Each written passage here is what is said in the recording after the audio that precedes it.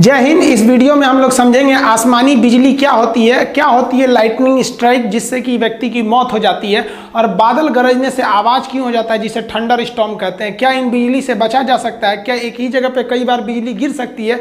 क्या इसे हम स्टोर कर सकते हैं? तो समझिए। देखिए, बिजली में सबसे पहला एक चीज़ आता है कि इसमें हमको साउंड बाद में सुनाई देता है, आवाज़ पहले दिख जाती है। तो इसका तो नॉर्मल रीज़न है, आवाज़ की जो गति होती है वो बहुत धीमी होती है, इसलिए आवाज़ बाद में आता है। तो स्पीड तेज होने की वजह से लाइट पहले आ जाता है और साउंड बाद में आती है। गर्मी में पानी जो होता है भाप बनकर ऊपर उठ जाता है, और भाप बनकर जब ऊपर उठता है तो ऊंचाई पर जाने पर प्रत्येक 165 मीटर की ऊंचाई पर जाने पर टेम्परेचर में 1 डिग्री सेल्सियस की कमी आ जाती है। ये कमी क्यों आती है आपको ज्योग्राफी में बताएंगे। और ये जब ऊपर जाते हैं तो ये बर्फ के छोटे छोटे टुकड़े का रूप ले लेते हैं, जिसमें आप लोग कई बार देखते होंगे आसमान से बर्फ गिरता है।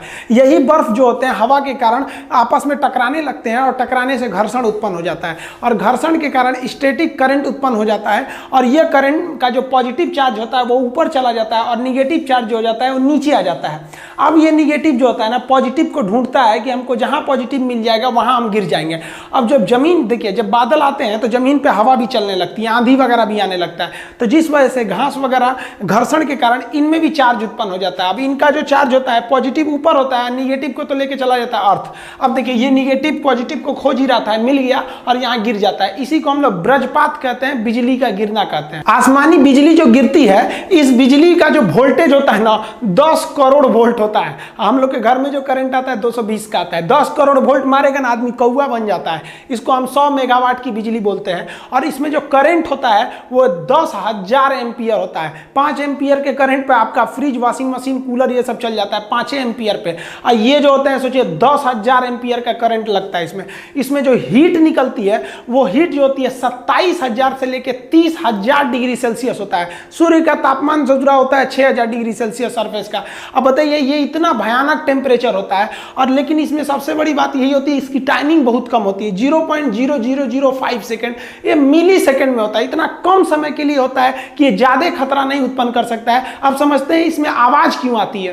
देखिए, जो लाइटनिंग होती है, ये बिजली होता है, इसका टेम्परेचर तो 27,000 यानी लगभग 30,000 डिग्री सेल्सियस होता है। और हवा में जो बारिश की बूंदे होती हैं वो तो ठंडा होता है, तो ठंडे के पास गर्म चीज को ले जाएंगे तो बहुत तेज आवाज करता है। जैसे गर्म रॉड को पानी में डालिएगा तो बहुत तेज आवाज करेगा। आप इसको किचन में देखते होंगे, तड़का लगाया जाता है ना, जब सब्जी उब्जी को छौंका जाता है तो तेल एकदम गर्म रहता है, और उसमें आप सब्जी डालेंगे तो हल्ला करने लगता है, ये पगला ही का एक डाला है जी, हम गर्म में ठंडा क्यों मिला रहा है, वही आवाज आने लगता है। तो यही जो होता है, बिजली जो होता है उसका टेम्परेचर इतना तेज होता है कि वायुमंडल की हवाएं जो होती हैं वो क्या होती है, दूर हटने के प्रयास करती है। क्योंकि जब गर्मी आता है तो गर्मी के कारण हवाएं दूर होती हैं। इसका टेम्परेचर इतना तेज होता है कि वहां पे जो हवा के पास जो नमी वगैरह रहती है उससे उसको वाष्प बना के उसको बहुत तेजी से हटाता है, जिस वजह से एक आवाज उत्पन्न हो जाती है। आसमान से गिरने वाली बिजली से बचने के लिए बेंजामिन फ्रैंकलिन नामक वैज्ञानिक ने एक लाइटनिंग कंडक्टर या लाइटनिंग रॉड का निर्माण किया था, जिसे हम तड़ी चालक कहते हैं। यह कॉपर का बना होता है। यह क्या करता है, इसको हम लोग घर के ऊपर लगा देते हैं, और इसे वायर के द्वारा, यहाँ आप देख रहे होंगे यहाँ मोटा वायर लगाया गया है, इस मोटे वायर के द्वारा इसे हम लोग अर्थ यानी ग्राउंड में कर देते हैं। जो ग्राउंड होता है वो एक चार्ज सिंक होता है, यानी इसमें कितना भी हाई वोल्टेज का करंट दे दीजिएगा पृथ्वी को, वो खींच के अंदर लेके चला जाता है। तो ये केवल इसको टांग देने से नहीं होता है, इसके साथ साथ इसके अंदर हम लोग को ग्राउंड भी करना रहता है। टावर में भी देखेंगे ऊपर ये जो होता है तड़ी चालक होता है, लाइटनिंग रॉड, और इसको वायरिंग द्वारा नीचे ले जाया जाता है। तड़ी चालक कॉपर का बना होता है। इसमें होता क्या है कि बेंजामिन फ्रैंकलिन ने कहा कि आप जो करंट आ रहा है उसको जल्दी से जल्दी ग्राउंड पे भेजिए। अगर वो ग्राउंड पे चला जाएगा ना तो कोई दिक्कत नहीं है, आप बगल में भी खड़े रहेंगे तो कुछ खास प्रॉब्लम नहीं होगा, लेकिन उसको तेजी से भेजना बहुत जरूरी है, नहीं तो आपके लिए घातक हो जाएगा। सोचिए क्या होगा अगर कोई हवाई जहाज हवा में जा रहा है, उस पर बिजली गिर जाए, जहाज गिर जाएगा, कुछ इफेक्ट नहीं पड़ता है। जहाज जो होते हैं ड्यूरेलमीन के बनाए जाते हैं, अल्युमिनियम का वो एक एलॉय होता है, और इसकी एकदम चिकनी पेंटिंग की जाती है ताकि इस पे जब भी बिजली गिरे तो इतना करंट जो होता है वो करंट चारों ओर फैल जाए। और ये जो राउंड शेप का जो एरोप्लेन होता है तो वो चारों ओर बिजली फैल के नीचे चली जाती है। दूसरा एक और बात समझिए, जो एरोप्लेन होता है अंदर से खोखला होता है, और आप पढ़े होंगे फैराडे का केज, एक पिंजड़ा बनाया था फैराडे ने, और उस पिंजड़े पे बिजली देते थे और अंदर रहते थे तो उन पे बिजली नहीं आती थी, क्योंकि बिजली जो होती है सरकमफेरेंशियल फ्लो करती है और एकदम शॉर्ट रास्ता खोजती है। तो आप कहेंगे सर पिंजड़ा को छुएंगे तो नहीं मारेगा। देखिए यहाँ पिंजड़ा को टच भी कर दीजिएगा ना तो हाई वोल्टेज का करंट भी नहीं मारेगा। क्यों?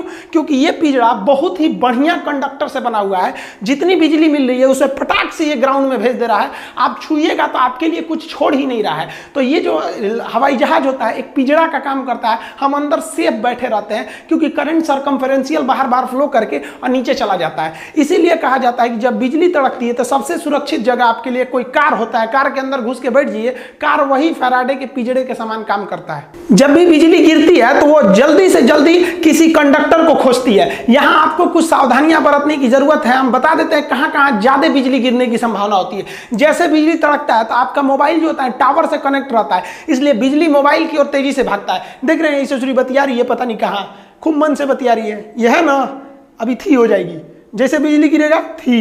तो इसलिए जब बिजली गिरे ना तो नहीं कि छत पे बतिया, हाँ खाना खा ली, ये सब नौटंकी नहीं, अंदर रहना चाहिए, गिर जाएगा तो थे हो जाएंगे आप। पेड़ वगैरह के पास भी बिजली ज्यादा गिरती है। अब लोग कहते हैं दुधारू पेड़ के पास बिजली ज्यादा गिरती है। देखिए दुधारू पेड़ जिसमें दूध वगैरह होता है, जैसे बरगद को ऐसे मारिए तो हल्का हल्का दूध निकलने लगता है उसमें लिक्विड, तो दुधारू पेड़ से मतलब नहीं है। देखिए दुधारू पेड़ जो होते हैं ना उसमें ज्यादा भीगा होता है, वो जो भीगा वो ज्यादा होता है, इसलिए वो ग्राउंड से ज्यादा जुड़े रहते हैं। अब जो बिजली आ रही है वो ग्राउंड पे जाना चाहती है, उससे पहले ही आपको 20 फीट ऊपर पेड़ मिल जाएगा, कहेगा इधर से चलो ना। इसलिए बिजली गिरते समय या बारिश के समय पेड़ के नीचे नहीं रहना जाता है। जब बिजली तड़क रही होती है तो इस पर गिरने की संभावना ज्यादा रहती है। खाली मैदान में बिजली बहुत तेजी से गिरता है, इसलिए खाली मैदान में भागना नहीं चाहिए, वरना भागेंगे तो आप ही के ऊपर गिर जाएगा। खाली मैदान पे बैठ जाना चाहिए, उसको हम समझाएंगे। खाली मैदान पे भी गिरता है, खिड़की वगैरह पे मत झांकने लगिएगा, ऐसे लोहा का रेलिंग पकड़ के बहुत अच्छा बिजली तड़क रहा है, गिर जाएगा, इसी पे चल जाएंगे आप। यहाँ पे जो बिजली होती है वो तालाब के पास ज्यादा गिरती है, इसलिए बिजली के समय तालाब समुद्र के किनारे नहीं जाना चाहिए, क्योंकि वहां की बिजली गिरेगी तो ग्राउंड लेते हुए आपको भी चली आएगी वहां पर। ये टावर से हमेशा दूर रहिएगा। हालांकि टावर के ऊपर तड़ी चालक लगे रहते हैं, लेकिन उसके पास में भी उसका असर ज्यादा रहता है। वो इतना हाई वोल्टेज रहता है कि थोड़ा सा में आपकी जान ले सकता है। आपको एक और गलती नहीं करना है, जब बिजली तड़क रही होती है तो लोग छाता लगा लेते हैं। छाता का जो रॉड होता है, आप रॉड को पकड़े रहते हैं, आप जमीन पर रहते हैं तो जमीन से ये रॉड जो होता है ना ग्राउंड हो गया रहता है, और ये छाता को पकड़ के मार देता है करंट, बहुत तेज बिजली गिर जाती है। देखिए ये बकलोलिया पता नहीं किसका इंतजार कर रही है छाता लगा के, अभी जाएगी, हो धड़ाम से गिरेगा चल जाएगी। देखिए ज्यादातर जो बिजली गिरता है, हर साल इंडिया में लगभग 2500 लोग बिजली गिरने से मरते हैं, लेकिन ज्यादातर बिजली डायरेक्ट आदमी के ऊपर नहीं गिरता है, ये स्टेप पोटेंशियल द्वारा गिरता है। हम आपको अभी जस्ट पहले जो वीडियो बनाए थे जिसमें बताए थे बिजली घर तक कैसे पहुंचती है, उसमें स्टेप पोटेंशियल बताए थे कि कहीं करंट गिर जाता है ना तो आसपास के एरिया में वो करंट फैला देता है। तो ये जो स्टेप पोटेंशियल हो जाता है ना, जैसे इस पेड़ पे बिजली गिरी, अब ये राउंड वाला एरिया देख रहे हैं ना, यहां तक इसका एरिया है, तो आप इस पेड़ से दूर में भी रहेंगे ना तो बिजली गिरेगा पेड़ पर, लेकिन आप उसके स्टेप पोटेंशियल के एरिया में आ गए हैं, आपको मार देगा। तो ज्यादातर जो बिजली गिरती है वो स्टेप पोटेंशियल के कारण ही मारती है, और ये डायरेक्ट से भी ज्यादा खतरनाक होती है, इससे ही ज्यादा लोग मरते हैं। एकदम टिप के आदमी को खोपड़िया पे नहीं गिरता, अगल बगल में गिरता है, उसके रेंज में आ जाने से आदमी की मौत हो जाती है। बिजली गिरने से जो मौत होती है उसका ज्यादा इफेक्ट जो होता है हमारे नर्वस सिस्टम ब्रेन पे पड़ता है, और हार्ट और लंग्स पे ज्यादा असर पड़ता है। ये एकदम सीज कर जाते हैं और इसका धड़कना रुक जाता है, जिस वजह से व्यक्ति की मौत हो जाती है। अब कहते हैं लोग कि मेल जो होते हैं, पुरुष का साइन ऐसे होता है, मेल पे 80% बिजली गिरती है और फीमेल पर 20% गिरता है। आप कहेंगे ये चुचुरी कैसे बच जाती है सब, देखिए बचती नहीं से, ये तो अंदर रहती है सब, जब से पैदा होती है लड़की सब, तो वो तो लॉकडाउन उन सब के लिए पैदाइशी लॉकडाउन है। लड़का बाहर और घूमते रहता है, मरते रहता है, कभी एक्सीडेंट से मरेगा, कचरा के मरेगा, कभी पतंग लूटने में मरेगा, सब नौटंकी लड़कों के भरोसे है, तो मरेगा कौन? लड़की। देखिए ऐसा नहीं है कि बिजली का झटका जो लगेगा तो 100% मरिए जाएंगे। बहुत से लोग बिजली के झटके से बच जाते हैं। बिजली का झटका जब लगता है तो उससे एक आपके शरीर पर एक दाग बन जाता है, जिसे हम कहते हैं लिचेनबर्ग। ये जो दाग होता है ये पेड़ के जड़ के समान हो जाता है। आप देखिए इस तरह से दाग बन जाता है, टैटू टाइप का बन जाएगा, जहां लगेगा बहुत खतरनाक हो जाएगा। तो ये बहुत कम शॉट लगा है, या फिर ये कह सकते हैं कि बिजली का मेन हिस्सा दूर गिरा है, ये केवल उसके चपेट में आ जाने से इस तरह के दाग बन जाते हैं। कुछ लोग कहते हैं कि जहां एक बार बिजली गिर जाती है वहां दोबारा नहीं गिरती है, गलत बात है। अमेरिका के स्टैचू ऑफ लिबर्टी के पास बहुत बार बिजली गिरते रहता है। राई सुलिवान नामक व्यक्ति के ऊपर 7 बार बिजली गिरा था और 7 बार के बिजली के झटका को वो सह गया और आज भी जिंदा है। ऐसा नहीं कि बिजली केवल नुकसान ही करता है। एक व्यक्ति जिसका शरीर लकवाग्रस्त था, वो व्हील चेयर से नहीं उठ सकता था। एक बार वो अपने गार्डन में टहल रहा था इसे व्हील चेयर पे, तब तक बारिश शुरू हो गया, उसके ऊपर बिजली गिर गई, वो बेहोश हो गया। अगले दिन जब हॉस्पिटल से उसका आंख खुला तो उसका दिमाग का जो नस वगैरह था वो ठीक हो गया और उसका लकवा ठीक हो गया, वो चलने लगा। तो ये वरदान भी हो सकता है किसी के लिए, लेकिन इसकी संभावना ना के बराबर है। आपको हम बताएं कि बिजली कहां गिरने की संभावना रहती है और हमें क्या नहीं करना चाहिए। आप समझते हैं हमें क्या करना चाहिए अगर हम बाहर कहीं गिर गए तब। देखिए, अगर आप कहीं मकान वगैरह में है तो सुरक्षित मकान के अंदर रहें, ये ज्यादा सुरक्षित है। लेकिन अगर आप खुले मैदान में है तो दौड़िए कभी भी नहीं, क्योंकि दौड़ने से आपके पैर के घर्षण से वहां पे इलेक्ट्रिसिटी जनरेट होती है और वो चार्ज को खींचने लगता है। आपको तुरंत नीचे बैठ जाना चाहिए। खड़े रहेंगे तो आपका एरिया ऊपर हो जाएगा और आप बिजली के संपर्क में आने से ज्यादा संभावना रहेगी। इसलिए बैठ जाना चाहिए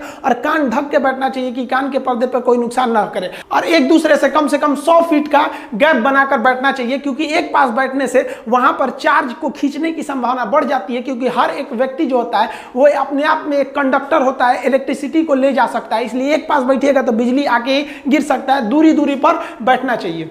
देखिए, ये जो बिजली होती है ये बादलों के टकराने के कारण ही उत्पन्न होती है और बिजली को हम 3 प्रकार से बांटते हैं। एक होता है इंट्रा क्लाउड लाइटनिंग, यानी जब बादल जो होता है, छोटा सा बादल का समूह होता है, इसी में एक ऊपर प्लस हो जाता है, नीचे माइनस हो जाता है और इसी में टकराने के कारण जो बिजली उत्पन्न होती है उसे इंट्रा क्लाउड कहते हैं। ये बहुत ही कम दिखाई देता है और इससे आवाज भी नहीं आती है। आप जितने भी बिना आवाज वाली बिजली देखे हैं वो इंटर क्लाउड होती है, यानी एक ही बादल दूसरे से नहीं टकराया है, अपने का ही चार्ज दूसरे को ट्रांसफर कर दिया है। अब जो दूसरा होता है वो क्लाउड टू क्लाउड, जैसे एक बादल इधर है और दूसरा बादल इधर है, अब बादल आपस में टकरा जाते हैं तो उसे क्लाउड टू क्लाउड लाइटनिंग कहते हैं। ये बहुत ही बड़ा होता है और इसमें आवाज बहुत ही तेज होती है, ज्यादातर आप यही देखते होंगे। अब एक होता है क्लाउड टू ग्राउंड लाइटनिंग, यानी बादल से सीधे ग्राउंड पे आ गया, तो इसको तो आप सीधे बोलते हैं वज्रपात, यानी बिजली गिर गया। ये बहुत भयानक आवाज करता है क्योंकि ये आसपास गिर गया रहता है। यही है, इसके बारे में तो हम आपको सब कुछ बता दिए। तो ये आप समझ गए क्या सावधानियां हैं, कहां गिर सकते हैं, कितने प्रकार